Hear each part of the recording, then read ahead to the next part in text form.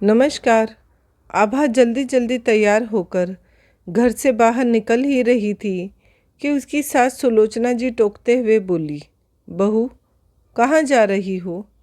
आभा ने बहुत ही विनम्रता से जवाब दिया, माँ जी, मेरे पापा की तबीयत बहुत ख़राब है और माँ बहुत घबरा रही हैं। उन्हें ही देखने जा रही हूँ। यह कहकर आभा बिना किसी जवाब का इंतज़ार किए घर से बाहर निकल गई। सुलोचना जी को आभा का व्यवहार अच्छा नहीं लगा, लेकिन उसके पिता की बीमारी की खबर सुनकर वे चुप रह गई। आभा जल्दी जल्दी घर पहुंची तो उसने देखा पापा का खांसी की वजह से बुरा हाल था। आभा ने माँ से कहा, मैंने आपसे पहले ही कहा था कि पापा को हम किसी अच्छे डॉक्टर को दिखा लेते हैं। खांसी बढ़ती ही जा रही है, लेकिन आप दोनों किसी की सुनते नहीं हो।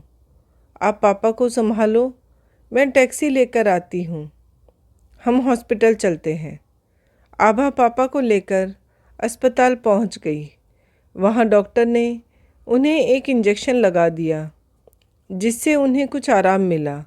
डॉक्टर ने आभा से कहा, देखो अभी इन्हें एडमिट करना होगा। कल जब इनके सारे टेस्ट होंगे उसके बाद ही ठीक से इलाज शुरू होगा। आभा पापा को एडमिट कराकर घर पहुंची तो उसके पति विजय उसका इंतज़ार कर रहे थे। विजय ने आभा को देखते ही पूछा, पापा कैसे हैं? तुम तो उन्हें देखने गई थी ना, कितनी देर लगा दी तुमने? तुम्हें पता है ना, माँ से खाना नहीं बनता, सब भूखे बैठे हैं आज। कम से कम पापा का ही सोच लेती, अपने घर ही जाकर बैठ गई। इतना सब सुनकर आभा की आंखों से आंसू छलक आए। उसने अपने आप को संभालते हुए कहा, पापा की तबीयत बहुत ज़्यादा ख़राब थी, उन्हें हॉस्पिटल में एडमिट करा कर आ रही हूँ।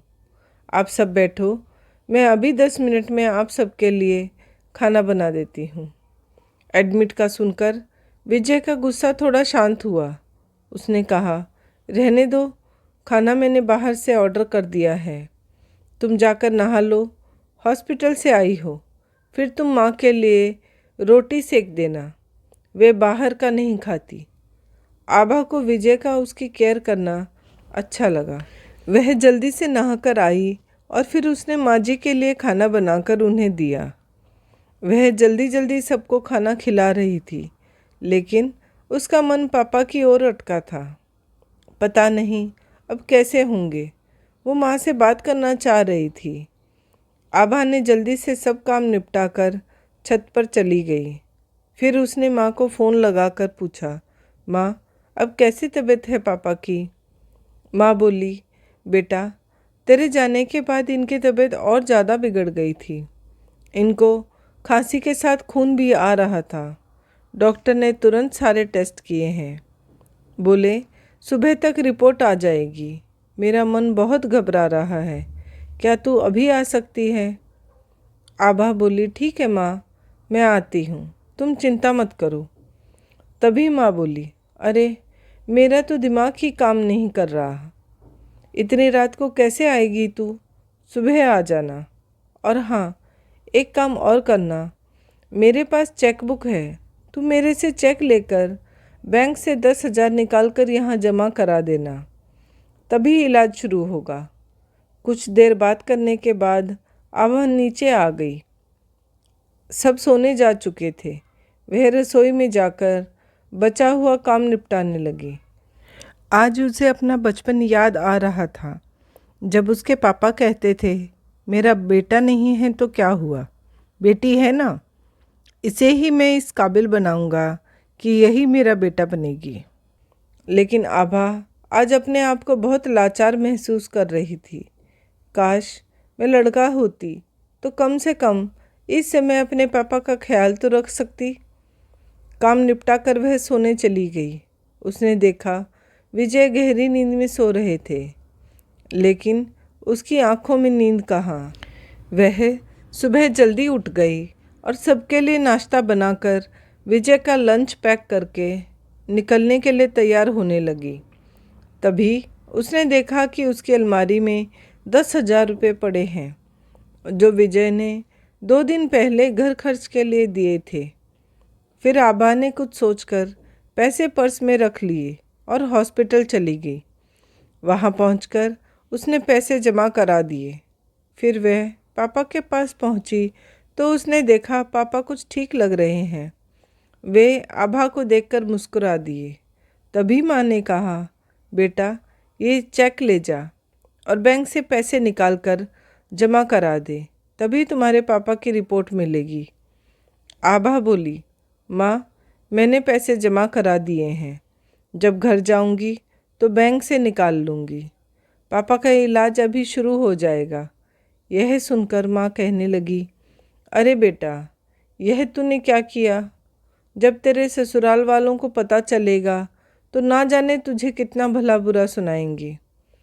आभा बोली, माँ तुम जरा भी चिंता मत करो, मेरे पास घर खर्च के पैसे थे, अभी वापस जाते समय बैंक से निकाल कर वापस रख दूंगी। मुझे शाम को विजय के साथ जाना है शॉपिंग करने। आभा कुछ देर वहाँ ठहरी, फिर चेक लेकर बैंक पहुँच गई तो देखा बैंक बंद था। उसने बाहर बैठे गार्ड से पूछा तो गार्ड बोला, बहन जी आज दूसरा शनिवार है और कल इतवार, अब तो बैंक सोमवार को ही खुलेगा। यह सुनकर आभा घबरा गई। वह सोचने लगी कि कहीं विजय को पता लग गया कि घर खर्च के पैसे मैंने अपने घर वालों के लिए खर्च कर लिए हैं तो मेरा जीना मुश्किल हो जाएगा। वह डरती डरती घर पहुंची तो उसने देखा सामने उसकी सास सुलोचना जी गुस्से में बैठी थी।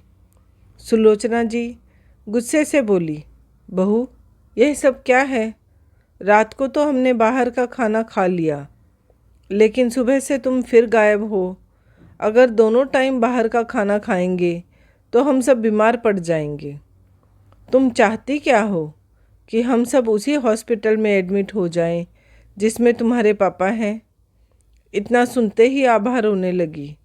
नहीं माँ जी, ऐसा मत कहो, मैं अभी खाना बना देती हूँ। कहकर आभा ने नहा धोकर फटाफट खाना बनाया और सास ससुर को खिला दिया। इधर उसे पापा की चिंता हो रही थी तो उधर उसे विजय के गुस्से का डर लग रहा था कि जब विजय को पता चलेगा कि घर खर्च के पैसे मैंने कहीं और खर्च कर दिए तो क्या होगा। शाम को विजय ने आते ही आभा को शॉपिंग के लिए चलने के लिए कहा। आभा ने विजय को कमरे में ले जाकर सारी बात बता दी। सारी बात सुनकर विजय को बहुत गुस्सा आया।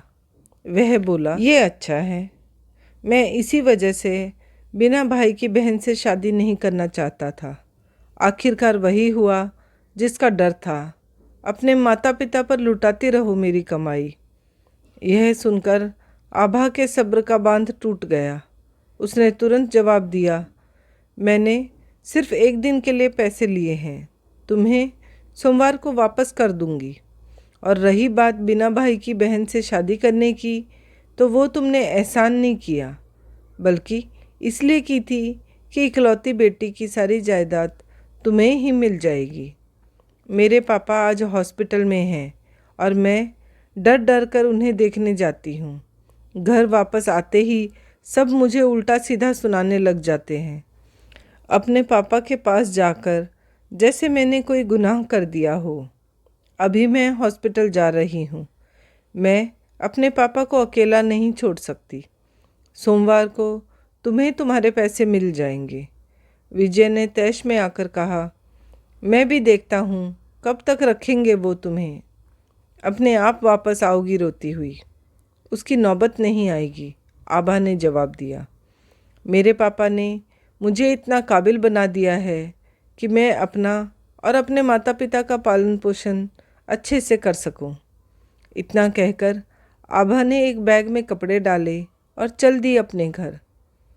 आज उसे ऐसा लग रहा था जैसे वह बेटी होने की कैद से आज़ाद हो गई और पापा का बेटा बन गई है। अब वह केवल अपने माँ पिताजी का सहारा बनेगी। फिर आभा अपने घर गई, बैग रखा और फिर सीधा हॉस्पिटल पहुंच गई। माँ ने पूछा तो उसने कुछ नहीं बताया और कहा, माँ आप चिंता मत करो, विजय ने ही मुझे यहाँ रहकर पापा की देखभाल करने के लिए कहा है। यह सुनकर माँ को तसल्ली हुई और वे खुश हुई। अगले दिन पापा की रिपोर्ट आ गई। उनके लंग्स में इन्फेक्शन था और उसी समय से उनका इलाज शुरू हो गया। सोमवार को आभा ने 10,000 रुपये अपने ससुराल भिजवा दिए और फिर कुछ ही दिनों में उसके पापा ठीक हो गए। आभा ने इसी दौरान एक नौकरी ढूंढ ली। जब उसके पापा हॉस्पिटल से घर आए तब आभा ने उन्हें सारी बात बता दी। पापा बोले, बेटा हम अपना ध्यान रख लेंगे, तुम विजय के साथ बात करके वापस लौट जाओ। आभा बोली, पापा मैंने घर आपकी वजह से नहीं बल्कि अपने आत्मसम्मान के कारण छोड़ा है। अब मैं आपका बेटा बनकर आपकी सेवा करूंगी, आप परेशान न हों। दोस्तों, आपको क्या लगता है, आभा का यह निर्णय सही है या गलत? कमेंट कर ज़रूर बताइएगा। मिलते हैं नई कहानी के साथ। धन्यवाद।